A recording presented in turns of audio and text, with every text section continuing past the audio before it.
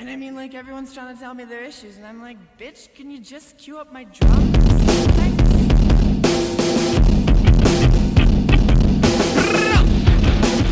Welcome back to Rebel Girls Book Club. I'm Harmony. And I'm Maggie, and we're here to take you on an intersectional feminist approach to books from all over the spectrum. Bestsellers, we've got you covered. That one book from English class you hated while you read it but you can't forget, we've got that too. Comic books, nonfiction, it's all right here. So grab your tea, grab your blanket, and let's get rebellious talking about your new favorite reads. Hello, I'm Harmony. I'm Maggie. And we are Rebel Girls Book Club, and we're here today reading chapters 15 through 30 of Little Woman. I wrote down some summary notes for what happens in these 15 chapters, and I guess I'll go through them if that's okay with Mags. Yeah, do it up, dude. All right. So in these 15 chapters, the mom of the little woman has to go away to go take care of the father. Beth starts getting sick. Brooke attends the girl's father, so he's away playing nice with, Meg's mom and dad, doing some schmoozing. We start to see Lori start acting as Amy's protector. They kind of get closer because Amy has to go stay with Aunt March because Beth gets sick. And they don't want Amy, who is young and has never had this sickness and so isn't immune, to get sick. So she goes to stay with Aunt March, and she's really sad about it because, her mom's gone, her dad is sick, and Beth is now sick, and she's all alone with this, grumpy old lady who has all these crazy rules. And Lori's really seeing her every day and, entertaining her and being kind of a really great big brother role. Lori and Joe have a hot kissing scene that's really interesting that we'll delve into later.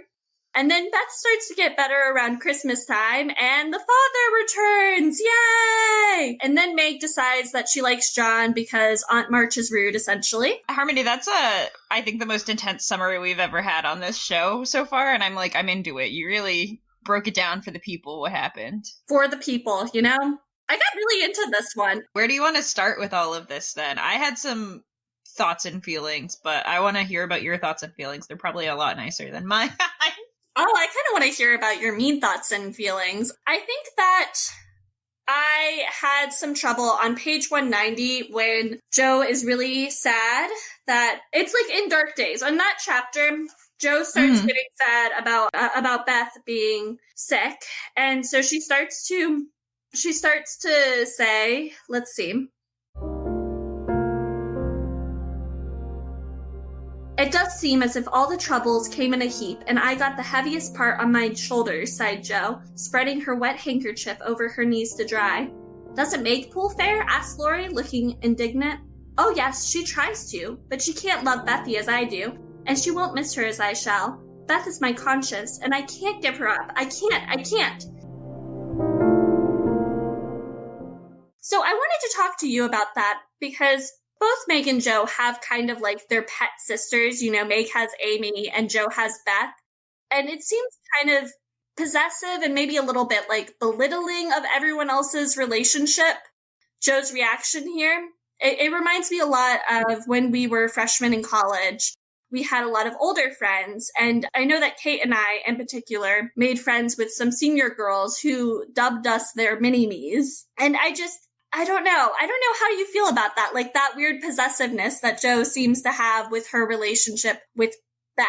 Is possessive the right word even? I don't know. I think that it's probably the closest word we're going to find. I also picked up on that this entire time, especially because it gets juxtaposed later with Amy's kind of general panic, I would say, about the fact that Meg is pulling away from the family. Joe feels that too, and I think that it's interesting. I think that Joe's reaction to things really kind of throws me sometimes because she gets so deeply emotional that she comes off as being possessive like that, if that makes sense. And I think it's kind of hard to parse out because I think on the one hand, within families, I think probably especially big families, people are closer to other people, you know? But then at the same time, it's hard to figure out why Jo is being so uncharitable. Like, I think that the part that troubles me here is the implication that, like, the other girls aren't gonna miss Beth, when it's like, dude, shut the fuck up. If she dies, of course they're all gonna fucking miss her, you know? Like, you don't get some special extra sister claim just because you guys, like, understand each other. That's the part that troubles me.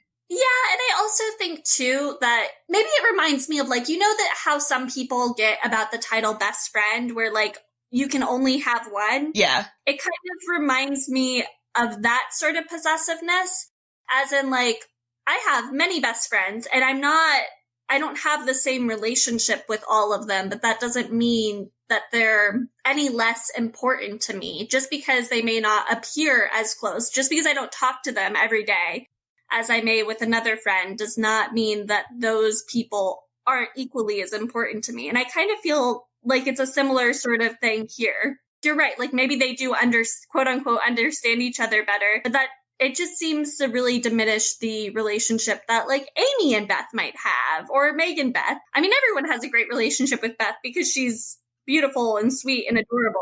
I think that something that runs deeper here, that I feel like runs throughout the entire, especially this first half of the novel, is that Jo really deeply feels the destabilization of her family from the moment that her father leaves. Like, she feels a lot of pressure to step up and be quote unquote the man of the family, and I think that really kind of weighs on her in ways that we don't necessarily see until we see her reaction to other things. Like, she is so upset when Marmee has to go away, and then Beth gets sick, and she is just so deeply distraught by this in a way that the other girls aren't necessarily seeming to emote in the same way.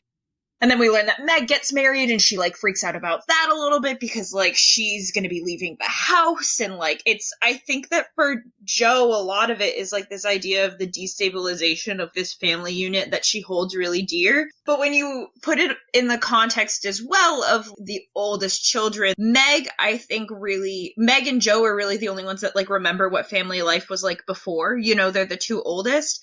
And I think that, going off something we talked about last episode, Meg's kind of understanding of the destabilization of their family and the changing of their family circumstances materializes by becoming more materialistic, and like she's more concerned about being ladylike and how she's being presented. And then Jo, on the other hand, creates this really emotional reaction where she's super just deeply invested in all members of her family in very different ways, and she feels, I think, very keenly that just like the change of circumstances, you know, no matter what those circumstances are, I think she just feels very like, oh my god, what the fuck is happening, kind of all the time, but then also feels like she can't always show it, I don't think.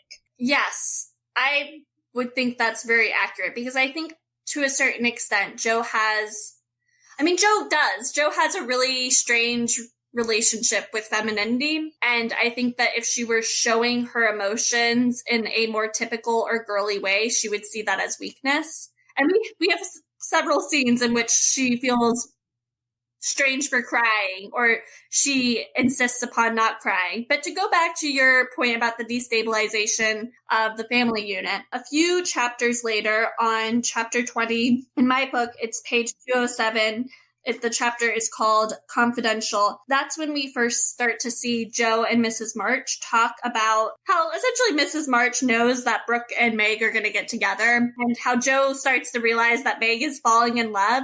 And I guess this kind of relates to our distaste for femininity too, because Jo just absolutely hates romance. She hates romance all throughout this book, but she's really adamant about it here, about Meg becoming silly. But it's really because she's worried that Brooke is going to take Meg away from her. And if Meg is going to be taken away from her, she wants Meg taken away by someone who has a ton of money and who can give Meg the best life possible. And I don't know, that also just really struck me. Yeah, and I think that also something, because it's been a little while since I read this part, but she kind of wants Meg to marry Laurie, doesn't she? Yes, that's what she says. So I think that also, though, that plays again into the whole destabilization of the family, because it's not even just that she wants Meg to marry someone who has a lot of money. She ultimately wants Meg to marry someone who is in many ways already part of their family, right? Like, she wouldn't really be taken away, right, if she marries Laurie, because they would probably live really close, and Laurie is already an integrated part of how they function together as more than sisters, as friends, you know? He's already there. So I think that, yes, for one, the money thing definitely does play into it with that destabilization, but I think also Laurie is less threatening because he's much more of a known entity to not just Joe, but to everyone than Brooke is, you know? I didn't even pick up on that before, but that's a great point. I also think that she wants them to marry because then it will kind of take Laurie off her hands, because I do think that there's evidence that Joe has some feelings for Laurie that are kind of romantic, but she just does not want to engage in that at all. And this is where that link comes in that I talked about earlier. I found a Mental Floss article, which I will link to in the show notes. But there are also a bunch of other articles where I've seen this about how Louisa May Alcott never married, and Joe is based off of her, but also she didn't want Joe and Laurie to end up together because it was too romantic. And apparently Laurie is based off of someone who she did have a short romance with. Oh! Which I just thought was super, super interesting, because I had a ton of questions about Joe's sexuality, and maybe she was asexual, maybe she was gay. Yeah, I don't know. I think because she's so abhorrent towards romance. Yeah. So, I don't know. Does that change your reading of it at all? I mean, yes. I mean, I guess yes and no, because, like, I agree with your, I guess, very first statement there, which is that I always kind of thought that there was, like, you know, something low-key going on between Joe and Laurie, and, like, at the very least, I think, again, touching on what we talked about last time, right? Like, in many ways, Joe and Laurie have a special relationship. We talked about the way in which Joe kind of becomes his keeper and, like, the ethics kind of around that and stuff. But at the very, very least, Joe and Laurie have something that Laurie does not have with the rest of the March sisters. So, like, I think that I could also see a little bit of that in there as well. But I don't know. I'm just really very blown away and interested more now about, we talked about this last time too, but just, like, more about Alcott's biography. But I feel like something I've noticed, and I haven't, like, studied this phenomena necessarily as I have some of the other things that we've talked about recently, so, like, this is just me kind of bullshitting, but I feel like something I've noticed recently is that, like, during this time period, it was really kind of okay and encouraged to have autobiographical information in your novels, and, like, there was a huge marrying, I feel, of, like, your personal life and personal experiences and your novel writing, whereas I feel like now, today, in contemporary literature, a lot of the time it's like, yeah, you get the advice, quote unquote, write what you know, but autobiographical fiction is very much not in vogue anymore. And I think I sometimes forget that, because as much as I love this time period and read a lot of work from it, I do primarily, I would say, read work that's written in a more contemporary time. I always forget then sometimes when I go back to read something like Little Women to look for those clues. So, like, I'm into what you just dug up there with Mental Floss. Yeah, that's really interesting too. Kind of to go off your tangent, I would just like to, I've noticed the same thing. And I also think that, yeah, at least in contemporary times, I feel like women get a lot more flack for supposedly including autobiographical information within their books. Oh, interesting. I don't know. Is that something that you've noticed? I feel like that's a stereotype that we have for women writers. See, I think that that's true, but then I also think that's something that we contend with a little bit more in the contemporary time that we haven't necessarily previously, just because as a society we are slowly but hopefully surely becoming better people and, like, more kind of, I feel like woke is the wrong word to use here, but it's the only one I can really think of. Vote in 2020. But, like, I think that there's also a move away from that, because there's lots of authors who write about characters who have beliefs in the world that are legitimate and present because there are still people who believe that X kind of human aren't real human beings, etc., etc. And so I think that part of that pull away, to me, I see it more of an author distancing themselves from what their characters believe. But I think that I could see it as also being kind of like a lot of female writers get flack for that too. I just don't think I was thinking of it in that context. I think a lot of the way I've seen it has been more like my beliefs as a writer are not the beliefs of my characters, and like you can't conflate the two because I'm writing fiction for a reason, right? Like, even if it's contemporary fiction, even if it's based off the real world, these people don't necessarily represent what I think. Yeah, that's fair. I think where I've seen it most has been in like mostly fan fiction communities or romance communities or any sort of young adult community, like communities that don't get respected very much anyway. And that they do tend to all lean more towards, they're all gendered communities too, and have more female authors. So it could be a correlation, not causation thing. But the point is, something's not getting respected, and it has something to do with gender, I think. Yeah, for sure. For sure. That was a tangent though, but I do think that it's important to remember for not just you and me as we continue to talk about these books, but also just people who are also reading Little Women with us or anything, to just like, sometimes it's a fun Easter egg hunt to like look for all those clues, right? To be able to like connect back to biography. Yeah. Yeah, no, I agree. Speaking of biography, you brought up last episode that our narrator likes to delve into first person, and I noticed at least I think it was three. It was 3 or 2 instances in which she delved into first person during this reading, these 15 chapters. Yes, I wasn't crazy. It does in fact exist in this book.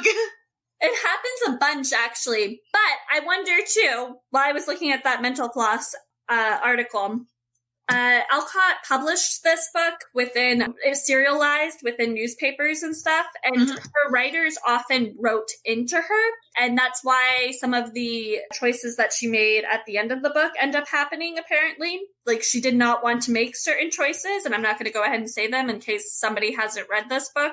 Yeah. We'll talk about it next episode.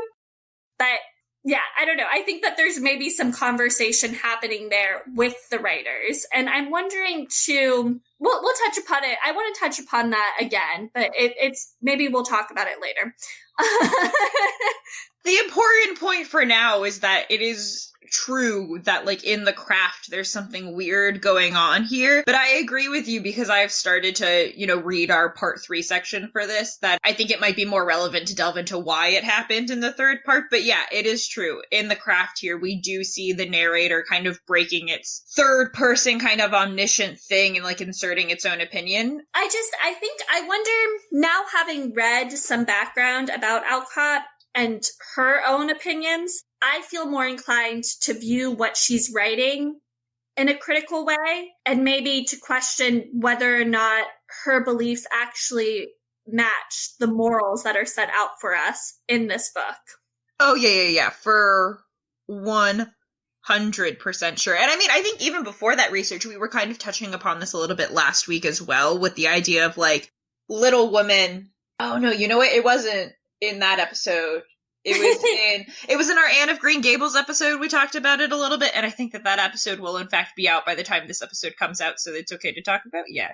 Yes. Yeah. Okay. Yeah. So we talked a little bit about the idea of, like, what morals you're getting out of books and stuff, and how in Anne of Green Gables there was some discussion with our friend Kate about which almost had the most moralistic outcome, because Anne of Green Gables is a little bit vague, but, like, honestly, the more I reread Little Women, so is Little Women, like, there's just so much going on, and it feels like almost each character ends up with a different moral of the story, if that makes sense, which I actually... One of the few things I do appreciate about this book is the fact that each character kind of comes out with their own moral to the story, because it just makes them seem more realistic, and I think that that's important, and I think that's something else that's important that we were able to touch upon in our first Little Women episode, is that by the end of chapter 15, I feel like you do start to see them being less as caricatures, right, the 4 March sisters, and more as real characters, and I feel like in these 15 chapters, the caricatureness has completely gone away. Would you agree? Yeah.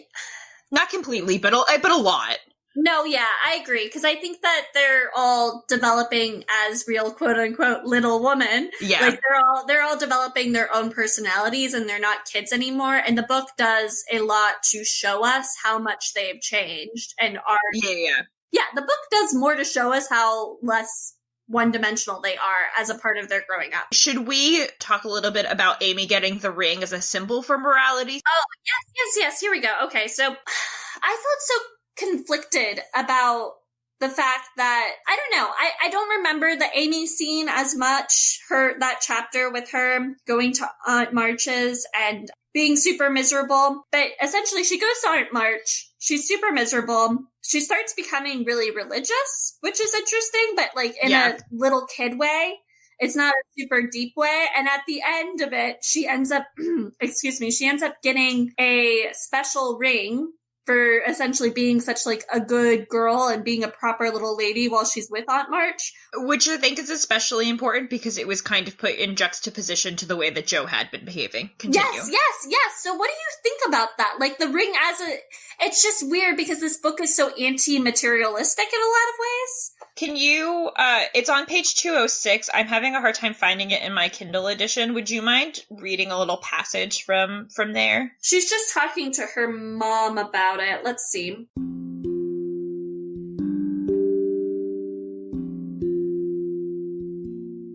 As Amy pointed to the smiling Christ child on his mother's knee, Mrs. March saw something on the lifted hand that made her smile. She said nothing, but Amy understood the look, and after a minute's pause, she added gravely, I wanted to speak to you about this, but I forgot it.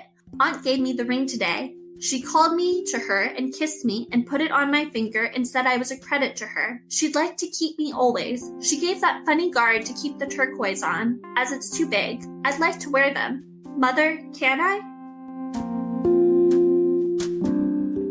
And her mother says no, essentially. Yeah. It's like, I don't know, it's interesting because it's a symbol for morality, but I think a place where I feel conflicted about this is that, like, Aunt March ends up favoring Amy in this moment, but she also really does like Jo, and she likes Jo's company, and a lot of the reasons she likes Jo's company are for the complete opposite reasons of why she likes the way Amy's become. So, like, I don't know. I think that I feel super conflicted about it. You had in our notes about Amy's relationship to God and if it's her way with dealing with grief. I kind of thought that was kind of how I read it, was that, you know, one of her older sisters is dying, or they think that she's dying. And I think it makes sense, especially in a place where you feel very friendless, because at first she did not like being, as we've said, at Aunt March's house. I think that reading makes sense, but then it also makes me wonder what Aunt March's motivations are. Is it that she's actually trying to say that Amy's, like, the way Amy's behaving is better or more moralistic than Jo? Or is it Aunt March being able to kind of support in her own little way what both girls are going through at the moment? In which that, like, she does support Jo in a lot of ways in being, like, outspoken and ridiculous and, like, gives her access to the library and stuff and, like, doesn't always or even usually try and stop her from that. And, like, Jo and Aunt March do have a weirdly, like, kind of good relationship. And then on the other hand, like, Amy's having a really bad time with Aunt March, and so Aunt March is able to almost give her a directive and then is able to give her a reward for meeting that directive. I don't know if that's too big of a stretch, but, like, I feel conflicted about the whole thing because it just doesn't make sense to me, and I'm trying to, like, make sense of it from a human perspective. I think a lot of what I got out of these 15 chapters is all of the girls' growth. And we see that come to a head when May gets married, right? Like, because that's her ultimate growth. Now she is a woman because she has married a man. And I think that Aunt March appreciates Jo in part because Jo is a child.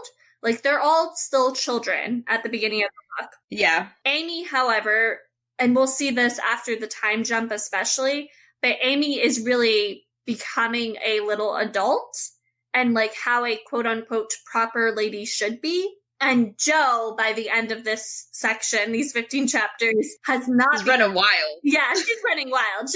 Kind of. Yeah, she's not at all becoming what a woman. At least by Aunt March's standards, probably. Yeah. So, and the ring is important too, because that it's a grown up thing. Like her mother doesn't want her to wear it because it's too grown up for her. Yeah. And Amy's not ready for that grown upness yet. So I think it's also, maybe I was wrong to call it a symbol of morality, and maybe it's more like a symbol of womanhood.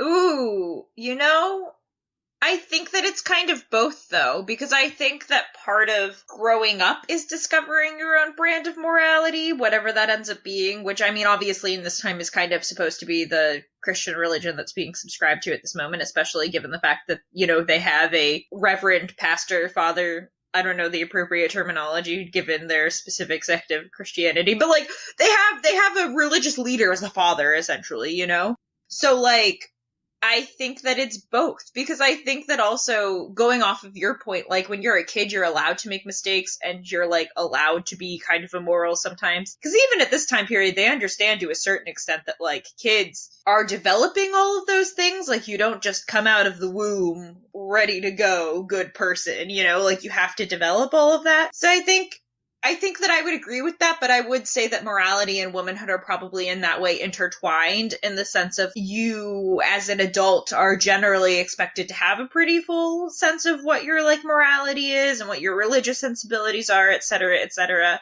But yeah, so I think it's probably a little bit of both, Yeah, I agree. Okay. Yeah. It was just interesting to me. But I think that it also plays back to your point that you talked about earlier about each of the girls developing their own morals. And this seems to be like, that is a sign of morality for Amy's morals. Yes. If she is good things will come. And that's okay, it seems, by the book standards for Amy. Maybe not for all of the girls, but for Amy, that is okay. Yeah, for sure. And I think also that plays into the chapter where she makes her will as well. Like, this is a kid who is, like... Oh, yeah! Who is, like, genuinely really terrified, I think, and does need some directive, I know that sounds weird, but, like, when you're dealing with the idea of profound grief at a young age, I think that, like, it's normal to be grasping at things, because, like, I think especially when you're as young as Amy is in this section, it's not just, oh my god, my sister might die. It then also becomes a realization of the fact that you too will die eventually, So to me, it makes extra sense that, like, her morality becomes so entwined with religion, because religion's like, well, it's okay if you die, right? Because, like, if you're a good person, then you're gonna go to heaven, and it, like, I think it becomes the double whammy of comfort, right? Because and especially probably, I would think, I haven't even thought about this before, but probably also given the fact that, like, Beth is always described as being the good one, right? So, like, even if Beth dies, she's definitely gonna go to heaven, I would imagine, in Amy's brain. So all of it ends up, I think, playing together into the psyche of, like, what happens when you just kind of experience, or, like, are preparing to experience, because Beth does not die at this portion of the book. But, like, when you're preparing to experience profound grief for the first time, and then it also makes you realize that, like, one day you're also gonna die for the first time, all of it, I think, intertwines together. And I think also, not necessarily with womanhood, or maybe more intertwined with womanhood than I'm initially thinking, but, like, I think that the realization that you're gonna die one day is really, like, one of those markers of you're no longer so much of a child anymore, and, like, really coming into adulthood. So I think that idea of the ring too then becomes even more important as a symbol of womanhood. And the reason I backtracked on what I said about the woman thing was just, like, at this time, right, like, women are likely to die younger just because they're likely to die in childbirth and stuff like that. So, like, I know, sad tears. But and still are in the US, by the way. We have a very high mortality rate for childbirth. It's true. We have one of the lowest infant mortality rates in the world, but one of the highest in level 4 countries. So, or for mothers. So put that in your hat. The more you know. My company does work on that. Yeah, I know all the facts about that one, but I should not dive into that here. That's a different podcast for a different time relating to my job.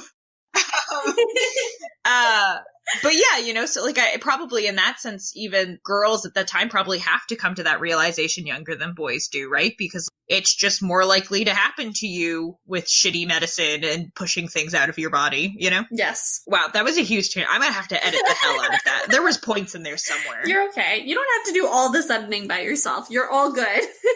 Do you want to talk about the kiss? Can we talk about the kiss? Yes, I'm ready. I am ready now to talk about the kiss. I just didn't want to miss that. I thought it was important. No, it's very important. I agree. I think I love Amy's development. I do too. All right, take me to the kiss. All right. Let me see where it is. Oh, it's 191. Okay, it's right after. What chapter is it in? So it's Dark Days. It's actually right after she's talking to Laurie about Meg. So Laurie is telling her that something. He's talking about, oh, he got a telegraph from her mother, and apparently Mom is coming home, and Joe is just delighted. So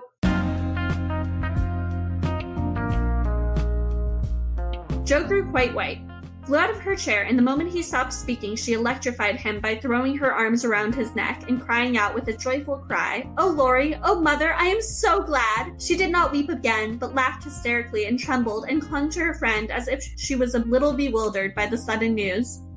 Laurie, though decidedly amazed, behaved with great presence of mind. He patted her back soothingly, and finding that she was recovering, followed it up by a bashful kiss or two, which brought Jo round at once.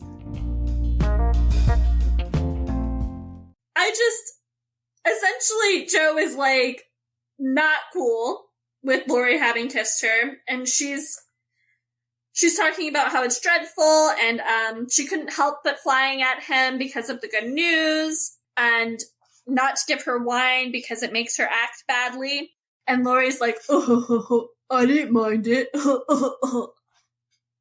That's what happened. Oh, yeah. Yeah, I'm here. I'm back. Oh, what did you make of that?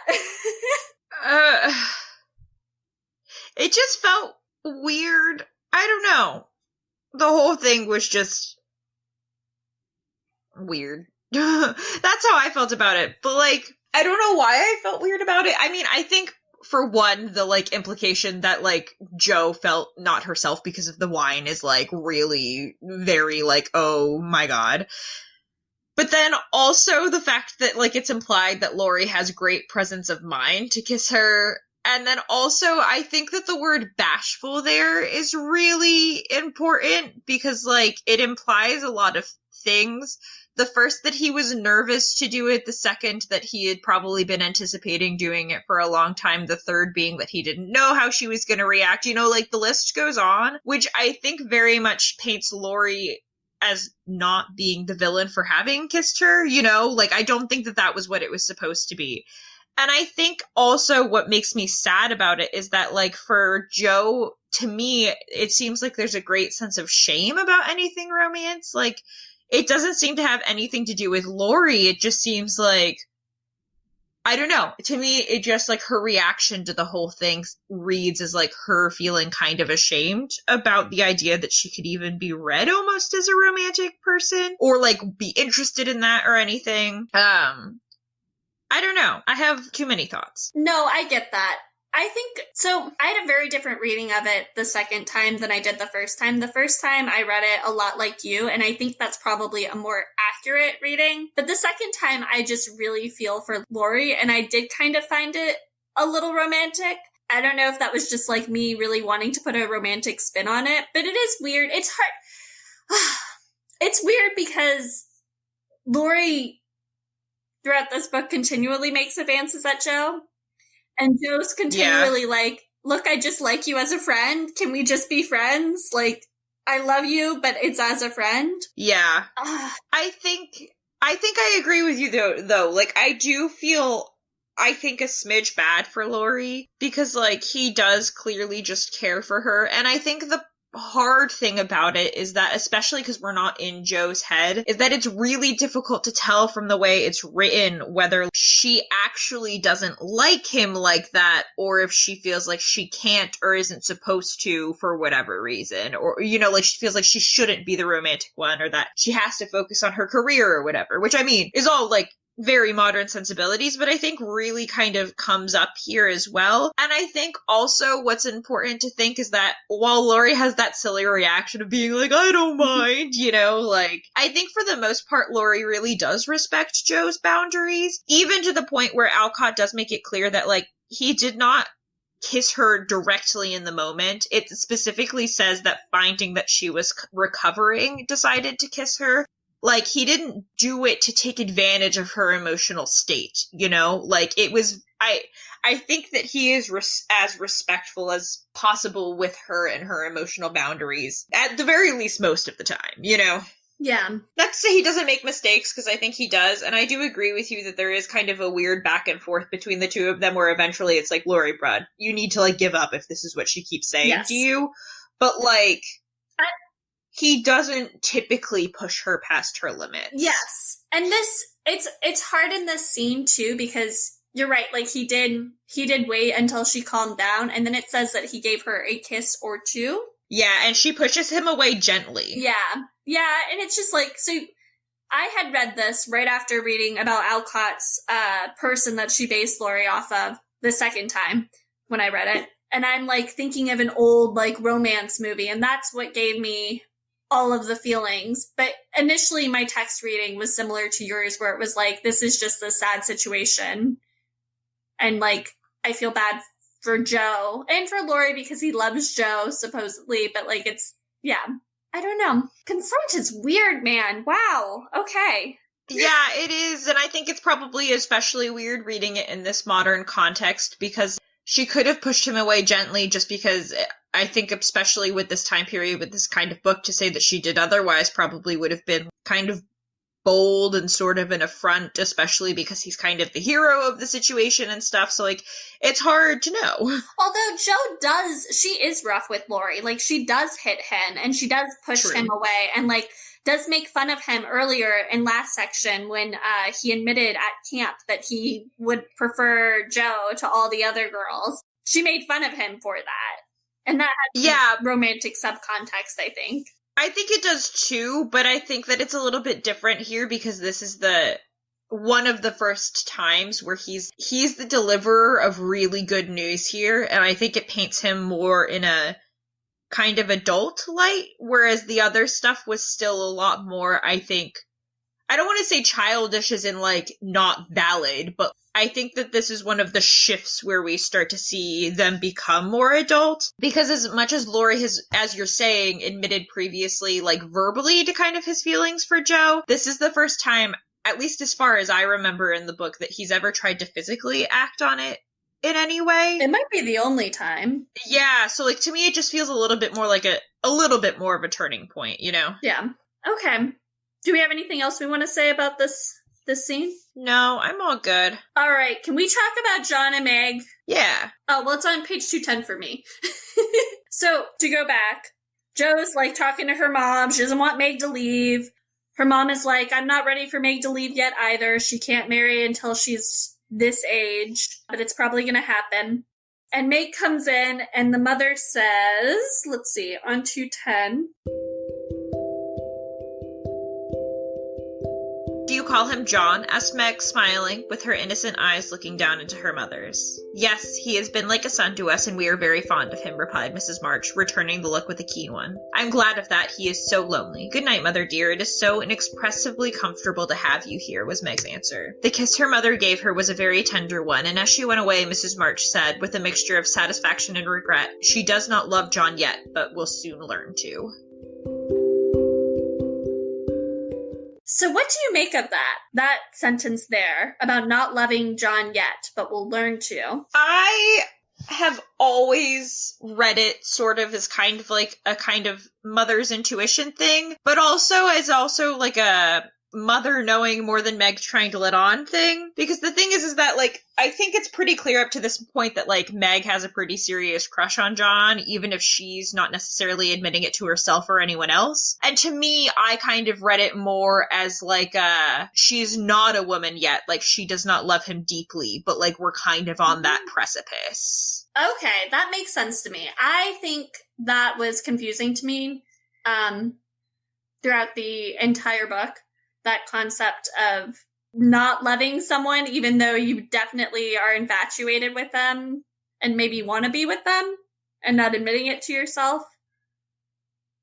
Yeah, I just kind of read it as more of like, especially coming from her mother, being like, this isn't like a woman's love yet, but like, I think it's going to be, you know, as they continue to kind of, as she continues to grow up and stuff and they get to know each other more. And probably also knowing a little bit of the fact that like, now that he very clearly, to a certain extent, has her parents' approval, you know, suddenly he's a much more viable option for those feelings as well, you know? Yes.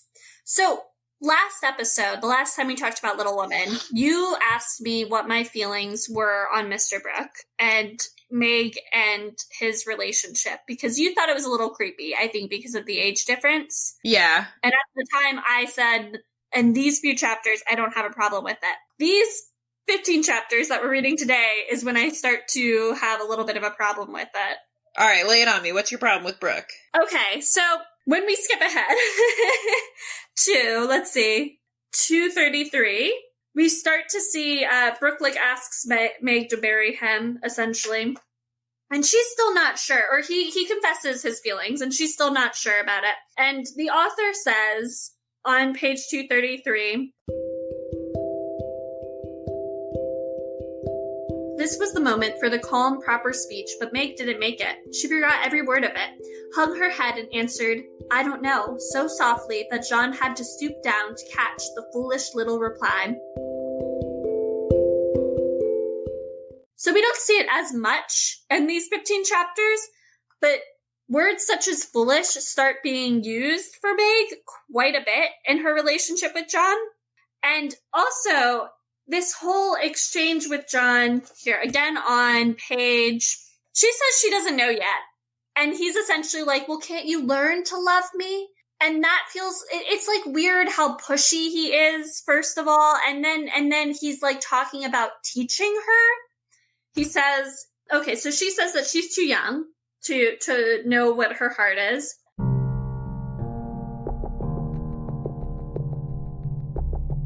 I'll wait. And in the meantime, you could be learning to like me. Would it be a very hard lesson, dear? Not if I chose to learn, but please choose to learn, Meg. I love to teach, and this is easier than German. The idea of him teaching her comes up again and again, and it's just a really weird, icky power dynamic, I think. Like, this is the start for me where I start to not like Mr. Brooke with Meg anymore, because she is always the submissive party in their relationship. Yeah, I agree. I think also that for me, this is where we have to broaden our conversation a little bit too, to like what was societally the norm at the time. Because like, this isn't just a problem with Little Women and like Meg and Brooke's relationship. Like, this is how lots of relationships at this time were not just written, but like expected to actually be, especially because at this time, relationships and marriages with rather large age gaps were still like the norm. And I think that this here is, I mean, yes, like, it's gross and icky in context of this book as well, but like, I think that this is one of those places where like the book is reflecting actual reality of the time period, and like that's even grosser and ickier to me, you know, that like this is genuinely the norm of like what's happening and what's expected to be. And like, I think that in a lot of cases that like women were expected to be, at the very least in kind of at least middle-ish class marriages and up, expected to be kind of moldable and teachable and like able to be formed into whatever her older husband actually desires and things like that. And so like, I agree that this is definitely where Brooke and Meg start being icky, but I do think we need to at least give that context that like, this isn't just us being like, well, Alcott did this, you know, like this is reflective of the time period, you know? It is reflective of the time period, but out of, like, spoiler alert, out of the future relationships that form in this book, Meg is the only one with that sort of power dynamic. She is, and I think that it's especially interesting because it was the way that ladies at the time were expected to be treated, and Meg was the only one who ever really wanted to be a lady. So, like, I don't know what that says about Alcott's true feelings about Meg, or, like, towards ladyhood, or, like, whether this is therefore supposed to be, like, this thinly veiled, like, condemnation of that sort of ideology. Yeah. But like I agree with you that this is specific to this relationship, and like it makes me wonder what Alcott's saying, like whether it's actually supposed to be like, well, this is just how it is if you behave this way, or like I think that there's stuff to dive into there. Yes, and I think that we can get even further into it when we read the next 15 chapters, because a lot of the content I want to reference is there, but I also will say that Amy also wants to be a lady. So it is particular to Meg and only Meg and her relationship with this man. And I also think, I know that I'm living in a modern context, but like I'm in a relationship with a very large age gap. It doesn't have to have those weird, I guess not very large, but it's a kind of large age gap. And that, like, it does not have to have those weird power dynamics. And it's the power dynamics in particular that make me dislike it. And then we start to see... No, I'm saying though that expectation was the expectation of large age gaps at the time. Like, that's what I'm saying. Yeah, it just makes me mad mostly because, like, it's not... Her mother has a lot of sway in this sort of, like... Her mother talks a lot about, like, her housewifely duties, and during their first fight, I think Meg ends up going to her mother to talk about it, and, like, the way they resolve their first fight, I think, ends up being kind of icky. I can't really remember because I'm not as reviewed on that chapter, but...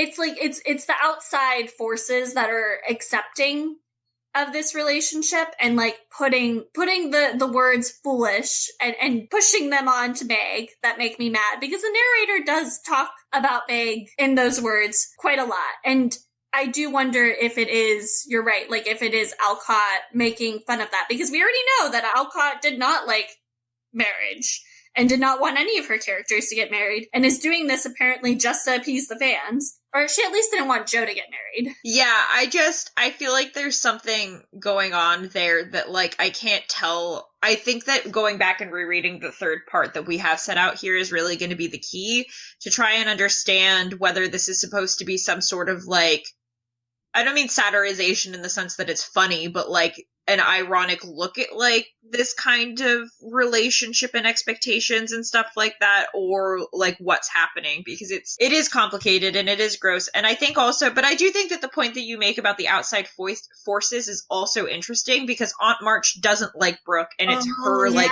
criticizing him that ends up pushing Meg to decide that she actually does like him. So it's, like, it's hard. I think that one thing that Alcott does well here is that, like, you can't make blatant statements about anything that's happening in this book, because there's always at least one or two things that are gonna try and subvert your point, which I think from our perspective is occasionally kind of frustrating. But, like, it is a smart way to write, like, I think that you do see a lot of different thought processes and perspectives in this book about large issues facing women at the time, like marriage, like a career, like facing poverty, losing status, things like that. Yeah. All right, so we're going on a break. Here's a word from our sponsors.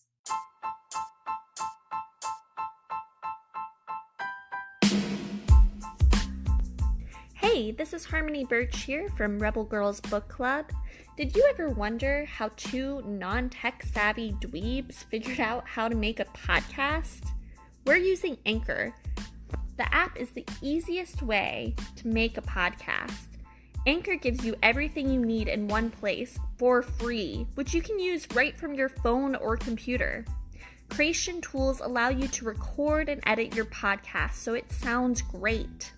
And get this, they'll even distribute your podcast for you, so it can be heard everywhere, from Spotify, Apple Podcasts, Google Podcasts, and many more. You can easily make money from your podcast with no minimum listenership. So if you want to create a podcast like me and Mags are doing, all you have to do is download the Anchor app or go to anchor.f as in Frank, M as in monkey, anchor.fm to get started.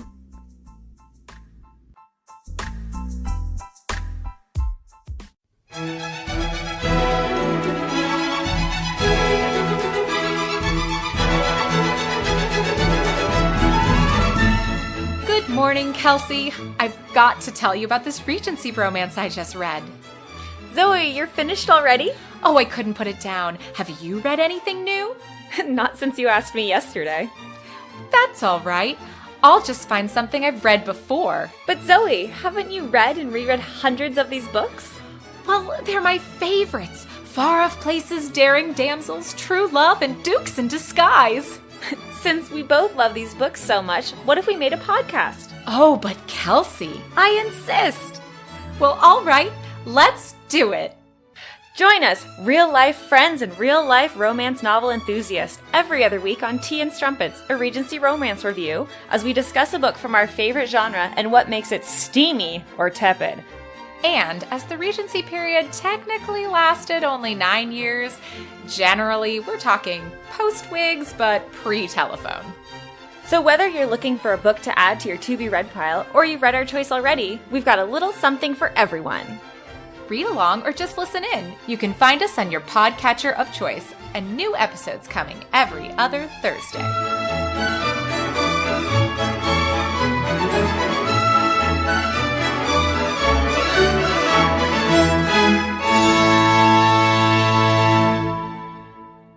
All right, we're back from our break. Yeah, a really big commercial break, you know. Our several day break. Yeah. It's fine. We stopped at chapter 24, the time jump, and we get in this after chapter 24, we get a time jump. And in this time jump, Meg learns how to be a wife. And Lori is being a flirt at college, and Joe is writing columns, and Brooke is trying to make money, and Meg marries, and Amy goes through a series of art mediums, and Joe starts writing sensational stories, and Meg and John get into a fight. And I think that we talked about this a little bit last time, Maggie, but this is when I stopped liking Mr. Brooke. Yeah, this is when you told me that you're less into it. Yes. So yeah, this is the start of it. Meg goes through a time when she wants to make jam, and Mr. Brooke brings a friend over because she told him that he could bring anyone over at any time. So he doesn't check with Meg first, but then the jam goes awry and there's this big mess and everything's messy, and she's all flustered, and she just kind of starts I think she starts being characterized as this silly little wife. And we kind of talked a little bit about that before the break. It's true. We did. It's the most stereotypical scene of marriage ever written, where it's the wife says one thing and she doesn't actually mean that as a carte blanche to bring anyone over whenever, but it's supposed to be more like your friends are welcome here, but the dude takes it literally, and it's it's just. Is that a real thing, Maggie? I feel like that's a silly thing. I think no, it is a silly thing, but I think that it's I think it is a stereotype of marriage and miscommunication where it's one person says one thing and it's the other person takes it literally. I think that at its base is a stereotype of what it's like to be married. Okay, I get that. I understand. Yeah. Or even to just live with someone, anyone. It doesn't even necessarily have to be romantic, Yeah. I think that the way they handle this is kind of fine, and it's a typical depiction of people who aren't communicating correctly. But yeah, what bothered me was just that Meg really is shown as the silly character. She gets trivialized, yeah. Yes, that's the word. That's the word I'm looking for. Was there anything else within that scene that you wanted to talk about, or anything else that really stood out to you within the time jump? It's hard because I think most of it is plot wise. I will say though that I think something interesting that happens in the plot or in the time jump is that Beth is a much more central character before the time jump than afterwards, which hashtag spoiler alert, but I don't even know if it's possible to spoil the story anymore, but Beth dies at the end. Maggie! I know, shocking. I'm gonna cut that out. What if there's first timers? What if someone doesn't know? That doesn't happen yet. Well, but I want to talk about the fact that they write her out of the story as foreshadowing, and that starts happening at this point. I don't know if I see that as strongly. I feel like Beth has never really been a strong character. She's one of the only girls that never gets her own just her story. Yeah, I'm not saying that she's a less strong character, but like she's talked about more by the other girls and thought about more, and like at least in the first part we see her like come into her own with the piano playing and like with her relationship with Mr. Lawrence and stuff. Like I feel like she has a lot more. Oh, you're right, she doesn't have as many chapters just like dedicated to her story, but I think that for me she has a lot more of a presence in the first part. And then in the second part, she starts to like fade away in kind of every single way. Like she's mentioned less by the narrator. She has less of her own story going on. And even in the sense that like in the family, it's not that she's becomes less important, but she is talked about less because in the second part in general, and we'll talk more about the specifics of this in part 3, but like the other girls really start going off and having their own adventures, like Meg's family and Joe and Amy both end up traveling, and like Beth becomes just less the central point of their family than I think she was in the first part. Yeah, I could see that. Yeah, she's literally fading away. That would make sense. Yeah. Okay, because Beth is the only one, and we'll get into this more in part 3, yeah, who does not have any major plot arcs, and she's the only one, even at this point, who doesn't really have anything anymore.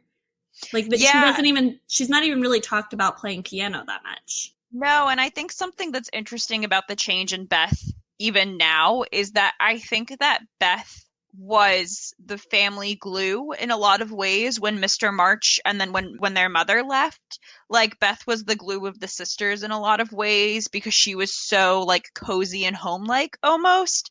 But then like Mr. March is back for the entirety of the second part really, and like their mother is back, and like because the family isn't in crisis anymore, like Beth's role in the family becomes less, I don't want to say less important, but like less needed by all of the girls. And I thought that that was a really interesting tonal shift. Yeah, I could see that. On page 256, after we get that time jump, there are new appearances of each of the girls that I think is really interesting, and I would like to read that. Sounds good. I think I'm right where you are because I thought that was interesting too. Okay, wonderful. Okay, so here it goes.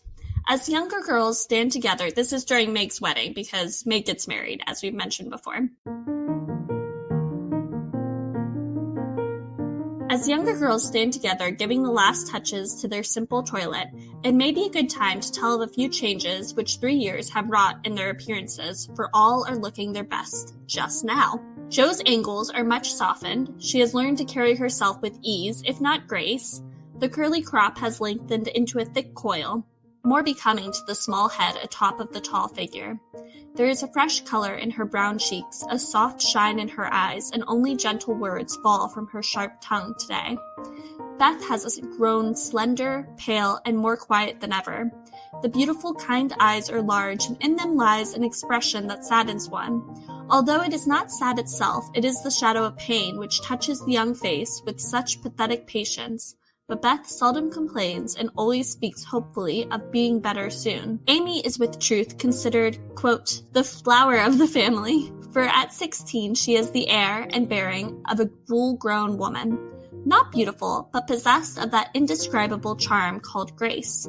One saw it in the lines of her figure, the make and motion of her hands, the flow of her dress, the droop of her hair. Unconscious yet harmonious and as attractive to many as beauty itself. Amy's nose still afflicted her, for it never would grow Grecian. So did her mouth, being too wide and having a decided chin. These offending features gave character to her whole face, but she never could see it and consoled herself with her wonderfully fair complexion, keen blue eyes, and curls more golden and abundant than ever.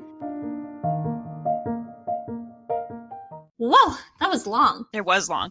Actually, I said I didn't have a quote for that Beth thing, but I think even here you start to see it, right? Like, this is the second chapter in part 2, and, like, physically on the page, Beth's part is, like, a lot shorter, and just, like, even her description is she's clearly starting to fade away at this point, Yeah, that is her entire description, that she's becoming less human. The book does a lot of foreshadowing for the thing that I may or may not cut out. Yeah, I think it's interesting that Jo has to become more womanly. And I think that is also foreshadowing for the maybe moral of this story. But as we talked about a little bit before the break, I'm not quite sure if that moral is genuine anymore, or if it's the author picking at us or picking at her readers for all expecting a moral. I don't know. I did some research in some like scholarly sources because I was really curious afterwards. And this will probably come up more in when we wrap up the actual story. But I think that there are aspects of it that are genuine. And yeah, we can talk about that more later. So like because it's been a couple of days, as we've joked about since the last time we recorded, I have new thoughts on it. Okay. All right. Wonderful. Yeah. I hope to get into that. Yeah. I think what's really important here though is that Amy has grown. And I think it's interesting that like she makes a note of talking about Amy's less beautiful features, but how she's still beautiful. I think Amy's character arc overall is the most interesting, and I want to know what your thoughts are in relation to this description of her.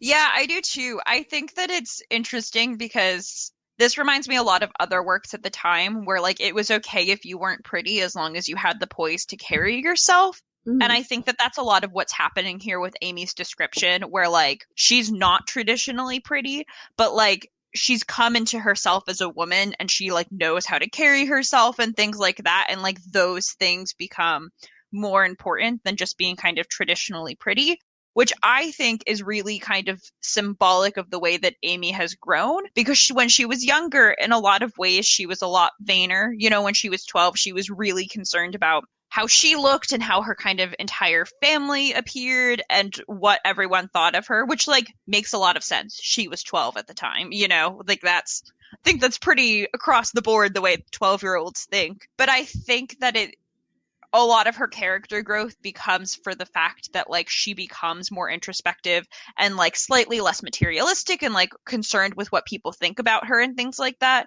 And I think that description kind of shows that growth that's happening internally as like her external kind of like features. She's just coming into herself, you know? And I would just say, oh, sorry. Oh, no, it's okay. It's just like she's still concerned with wealth and privilege and how she appears to other people. Like she's not as genuine as, say, Jo. No, I think that's true, but I think that also as we see part 2 unfold, her motivations for caring about those things become different. And I think it's because she realizes that she's probably one of the only sisters, if not the only sister, who's in a position to like really kind of marry well and help her entire family from that marriage. Mm-hmm. And so like her concern about the material things I read it at the very least as being less about like just having them and being concerned about what people think about her, and being a lot more based in the fact that like she can actually help her family if she thinks about these things. There's more of a motivation behind it other than just like I want it. Like she's in a position to help her family in a way that like the other girls just aren't anymore. I also though I want to go back to that idea of prettiness and kind of take it away from the book a little bit, because that is an idea that my grandmother really pushed in all of her stories. My grandmother is a writer, and when she talks about stories and when she talks about people and characters in her life,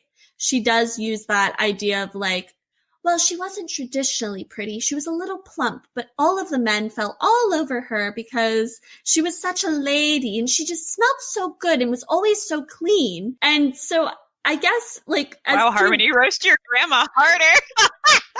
It's okay. She won't ever listen to this. But as to like... I don't think she would mind either. She would probably laugh. As to Modern Woman, what is our take on that? Like, do we think that that's a good way of looking at the world? Like, is that a more fair and equal sort of way of talking about people and their attractiveness? Or do we think it's kind of shallow because it's still focused on attractiveness? Or I don't know. I always kind of bristled at it because I hated being called a lady and I hated being told to act like a lady, and I still do. So like, what is our take as like young people today? Do we still carry through with those ideals? I don't know. I think it's bullshit. I always have. I probably always will. I do think, though, that there might be something in the idea behind it, of the idea that just because you aren't necessarily like a supermodel, how you choose to live your life and the way that you decide to portray yourself matters more than that. I think that the problem is that it's still like it's like a consolation prize, right? It's like, it would have been better if you were pretty, but you do this instead. And I think that if it was really going to be like a way to compliment someone without being like an asshole, essentially, it would be more just kind of like away from appearance. It would just be like, wow, you have a real presence to the way that you carry yourself, and like people really notice when you walk in a room and stuff like that, which like isn't the only good way to be. But do you get what I'm trying to say? Like I think that it can be a less shallow way to look at it, but like not in this context and not in the context that you were describing either. Well, I mean, I think it was kind of, I don't know, I feel like this ideal that's being perpetuated in this book in terms of Amy, and then also in My Grandmother, was supposed to be like, we hold these things up higher than beauty. Usually you pair it with somebody who like is really pretty but is like kind of trashy. Yeah. In terms of this weird moral. And I also, going back to the book again, it fascinates me because, as we've talked about before, Jo is supposed to kind of be like Alcott placing herself in the story a little bit. Like Jo is based off of Alcott, but Amy is really the one who flourishes, and Jo is crass, but Amy does follow the rules and therefore is like a lady, and therefore gets to be pretty and gets all these good things that end up happening to her. Like Amy gets it all, and Jo kind of also gets it all for her too, but it's much less glamorous. And I don't know. I'm having a really hard time trying to figure out what the moral is here. I don't want to spoil it. We can let that one slide for a second. Okay. I think that the thing about Jo is that like Amy gets it all in a very traditional sense, to keep going back to that word, in the sense that like eventually Amy is very pretty, and eventually she like gets married and has babies and like does all of that, and she marries pretty well, which we'll talk about more extensively in the third part of the series. But Jo doesn't want that. Like that's not who Jo is. And I think it's more about the fact that like Jo's eventual finding happiness and success in life meets what she actually wants and needs. You know, like Jo wouldn't have been happy if she just like married well and had babies and like that was her entire life, because that's not who Jo is. And I don't think that Jo is necessarily, we talked about this before, but like Jo is crass, and like Jo has a temper, and like she's very boyish given the parameters of society in this time. And like that doesn't, while Alcott does point out her flaws, she does that with all of her characters. Mm-hmm. And in some ways she's even more generous with Jo than she is with the other sisters. Yes. So like I don't think that Jo's necessarily the antithesis of Amy. I think that what makes Little Women a nice novel is that all four of the girls, well no, not Beth, all of the sisters end up being able to live good and happy lives doing things that meet their needs. And like there isn't just like a one size fits all prescribed to all of them. We talked about it a little bit earlier this episode, in the fact that Alcott didn't want Jo to get married at all. So I think there is just a little bit of that. But at the very least, the circumstances with which all of the sisters like find their ending and find their happiness matches their personality a little bit, at least, you know? I have another question about morals. So on page 272, which is literary lessons, we start seeing Jo starts to kind of find her writing stuff, and she's like asked to write a story that's kind of sensational. On literary lessons, Jo is like talking about making a sensational story for money, and her dad is mad about it, and so then she tries to write like a moral story, and it doesn't really work. And somewhere in here there is I'm just confused about this whole thing, because she doesn't want to write a story that's too moral, and it confuses me because I feel like this story in of itself is kind of a moral story. Let's see. Oh, here we go. So there's a whole, like, one of the quotes is, her father liked the metaphysical streak, which had unconsciously got into it, so that was allowed to remain, though she had her doubts about it. Her mother thought that there was a trifle too much description out. Therefore, it nearly all came, and with it many necessary links in the story. Meg admired the tragedy, so Jo piled up the agony to suit her, while Amy objected to the fun, and with the best intentions in life, Jo quenched the sprightly scenes which relieved the somber characters of the story. Then, to complete the ruin, she cut it down 1/3 and confidingly sent the poor little romance, like a picked robin, out into the big, busy world to try its fate. So it was printed, she got money, and then Jo talks to Marmee. She says, "You said, Mother, that criticism would help me, but how can it, when it's so contradictory that I don't know whether I've written a promising book or broken all the 10 commandments?" And so she eventually decides that she can't have spiritualism, which I've been relating to morals, essentially, and can't have too many sensational things. I think she just wants to, she eventually comes to the conclusion that, she comes to the conclusion that everyone's a critic, essentially.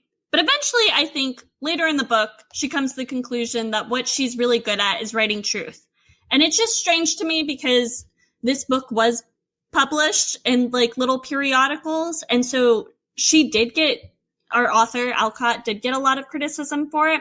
And so I felt like this chapter was directly addressing that criticism, but it seemed contradictory to me because this is a goddamn story full of goddamn morals, and I don't know what to think of it. Okay, that's all. Yeah, I mean, I do think that it's contradictory. I think that one of the lines that's a little bit down from what you just read is when Jo says, "I wish I'd printed the whole thing. I wish I'd printed the whole not at all, for I do hate to be so misjudged." And that line to me really specifically just kind of like straight at the reader from Alcott's perspective, like that you don't get to see the entirety of the story and what's going on. But I think also I think that does to a certain extent have a place in a moral story because, like, you're right, especially today, I think we view this story as being full of morals, and I'm sure that to a certain extent, Alcott was like, not to a certain extent, like, she was aware of, like, her ultimate messaging, right? Like, I think that part of the deeper problem here is that her critics were also contradictory. So, like, you can do your best to write what you think is a moral story, and some people are going to agree with you, and some people are ultimately going to disagree with you, and, like, I think part of it is that moralism and spiritualism, if we're conflating those two terms in this book, are, like, subjective. Yeah. And especially at this time period, like, you want to pretend like it's really strict and everyone knows what's what. And, like, we're coming up to the place where, like, the Victorian, like, very staunch morals were, like, gonna be pressed upon society and stuff like that. But I think that for me, that's where it fits in here, is talking about the fact that, like, moralism is relative. And so, like, that's what Jo figures out to me, is that she has to write her own truth and, like, what she believes is to be correct, and kind of just deal with it after. As long as she's true to herself and what she actually thinks and, like, her own theories, I think that that's the place where, like, Jo ultimately finds that her writing flourishes and is the way that she's best able to deal with the critics. I thought the end of the chapter was freaking hilarious. She'll never be a genius like Keats? Yeah, I was screaming when I read that. Not being a genius like Keats, it won't kill me, because clearly Keats's genius is what killed him. Like, it wasn't the tuberculosis, it was the genius. Oh boy. Yeah. It just really made me laugh. I like your take on it, Maggie, and that makes me feel a lot better because I kind of need stories to have a moral, and I choose that moral that, like, we all need to speak our own truth. That sounds a lot better to me and, like, works with my little feminist soul. And so I'm going to take it and now apply it to the rest of the book. Okay. Excellent. The other things that happen in this section that apparently Maggie has a different version of, essentially Jo and Amy go on some calls and Jo is really awkward and awful. And then And then Jo, who thought that someday she would get taken abroad with Aunt March, doesn't get to go abroad with Aunt March because she's so rude and Oh, unladylike. I thought it was Aunt Carol. Oh, is it Aunt Carol? Yeah, you're right. Mhm. I'm sorry. But Aunt Carol visits Aunt March. Yeah. But Aunt Carol is the one who ultimately. So, like, what happens in this scene is that Jo is essentially just like a dick the entire time and is just not a nice person. But she's with Amy, who's like really well behaved and follows the rules and does all of the Amy things that we've already talked about. And so, Aunt Carol, who is not someone they know as well as Aunt March, ultimately chooses Amy to go on this trip with her. And, like, I think for me, the like most bittersweetly amusing part of that whole thing was the fact that Jo is genuinely kind of shocked that she's not going to Europe. Like, she doesn't understand that her actions have consequences. Like, yes, Jo, you were a dick. Yeah, like, of course you're not fucking going to Europe. Like, if that's the only knowledge that person has of you, like, of course they don't want to traipse you around Europe for months on end, you know? Yeah. Yeah, because she even says during that time when Aunt Carol is there, Jo says something like, oh, I hate speaking French, or something like that. Like, she's just so stubborn and seems as though she's not willing to budge or grease the wheels at all, that they're just like, oh, well, she probably wouldn't even enjoy it. Yeah.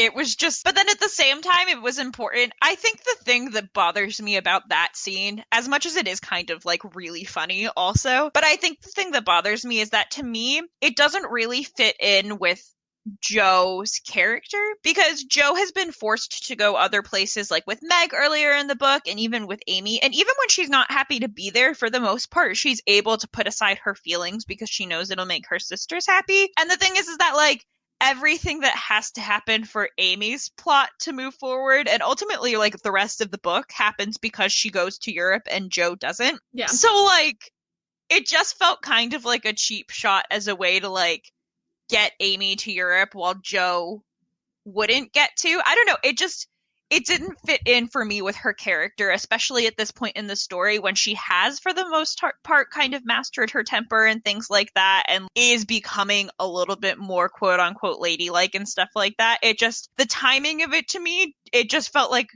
a cheap shot to like make the rest of the plot work, you know? Yeah, it is weird because we get mixed messaging about grown-up Jo during this kind of time period of her life where she is supposedly becoming more of a lady, but it also describes her as like being more hard, especially when Beth is sick. I don't know if that's this section or next section. Next session. Okay, but there's some contradictory stuff going on with Jo. Yes, for sure. And I think on the one hand, for me as a reader, that would have been more, I guess, easier to swallow if we had done a deep dive into the fact that like Jo is a quote unquote adult, you know, like they're all still in their late teens, maybe early 20s. And like at that point in your life, even if you're supposed to be a grown up, like you're still figuring yourself out.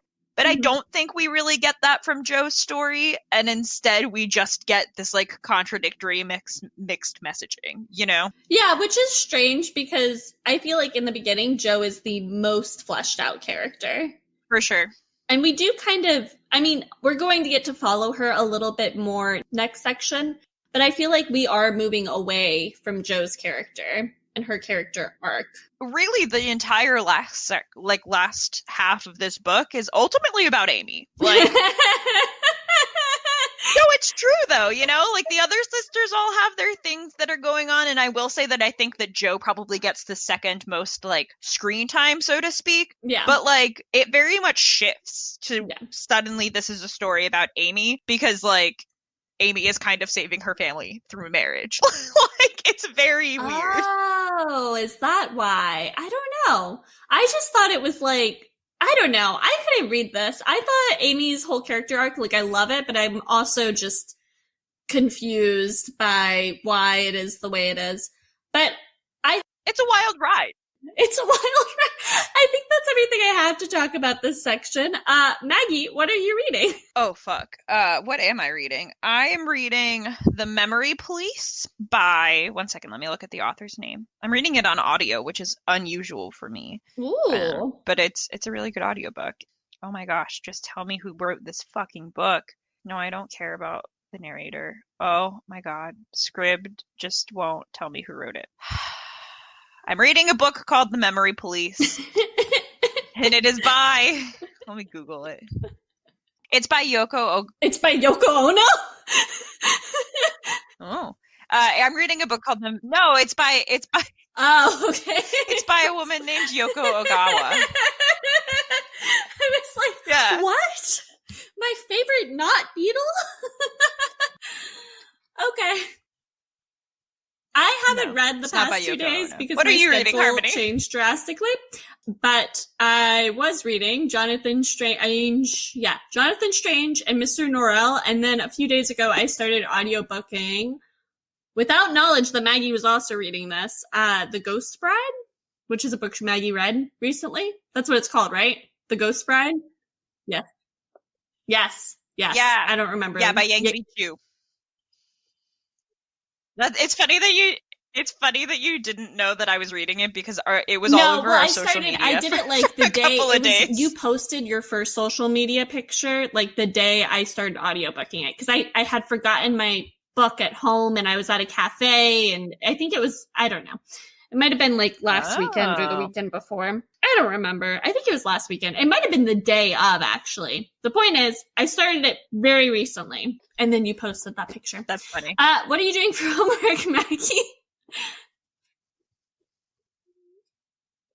I don't know if I have homework for this episode because I feel like a lot of the homework I was going to assign myself, like looking up more about the morals of this story and like just kind of doing some more general research about Alcott and stuff, I did like between the two episodes the two halves of this episode. So like that was my homework. My homework is actually going to be an article that I have been thinking up for that kind of relates, I think, particularly to this section about Little Woman and, you know, what happens when your like biffles, your sister people move away and start growing up. That's my homework. Yep. Okay. All right. Are we done now? Very nice. People, if you rate and review us, we will give you stickers with our logo on it.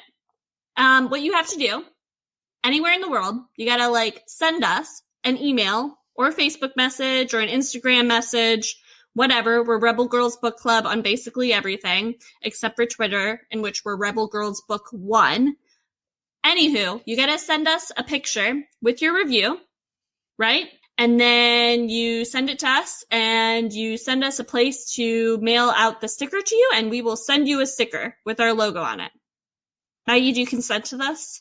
I know we didn't talk about it. Okay. I consent. Yeah, we've had 5 ratings we for have a while. 5 ratings now. Yes, Look at us. so send us a Look at them review. go. Give us a picture because we can't always see reviews if they're done in other countries. Also, like, you might be using an app that we're not familiar with and don't check regularly. So send us a picture of the review. Tell us where to send a sticker, and we will mail you a sticker with our logo on it. And it'll be great. Yay! All right. Okay. Anything else? Yay. Come back for our next Little Women episode, which will not be next week. Next week we are talking about the. Are we talking about? Yeah, we're talking about the sequel to The Witches of New York. I got the title. Just wait. Okay, I go. Oh, she's got the title. She's got the title. I thought I went.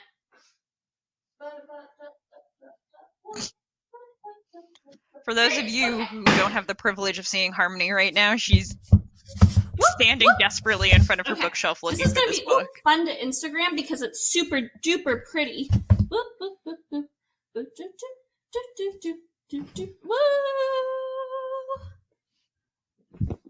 I just want to give you like plenty of blooper material, Mags. Okay, it is called Yeah, there we go. Half Spent Was the Night by Amy McKay. Perfect. So that's next week's episode, and then the week after that, we're back with the last of Little Yay! Women. So it's from chapter 30 all the way until the end. So that's what you can look forward coming from us. We will talk to you next week. Goodbye. You can follow us at Rebel Girls Book Club on Instagram, at Rebel Girls Book Club on Facebook, at Rebel Girls Book 1 on Twitter, and you can email us at rebelgirlsbookclub@gmail.com. Our theme song is called Pretty Boys Make Me Feel Ugly, and it's by The Gays. See you soon, and remember to read rebelliously.